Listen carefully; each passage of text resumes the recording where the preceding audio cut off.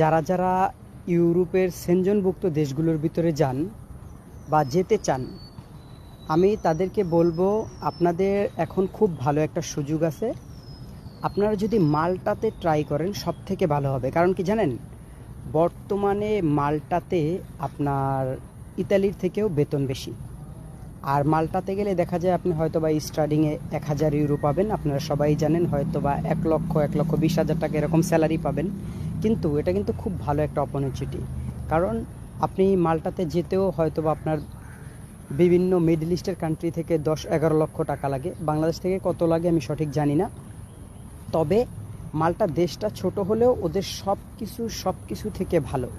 আপনার চাইলে মাল্টাতে ট্রাই করতে পারেন। আর মাল্টাতে আপনি গেলে আপনি বেতনের বিষয়টা তো বললামই, এটা নিয়ে অনেকে কনফিউজ থাকে যে আপনি 1000 ইউরোর মতো পাবেন, 1,20,000 30,000 টাকার মতন আপনি, এটা হচ্ছে আপনার বেসিকের ভিতরে আপনি ইনকাম করতে পারবেন। এরপরে যদি আপনি আপনার বন্ধের সময় যদি আপনি এক্সট্রা কাজ করেন, যেমন এখানে আপনার সপ্তাহে 2 দিন বন্ধ থাকে, এর ভিতর যদি আপনি কাজ করেন ওই টাকাটা আলাদা পেলেন।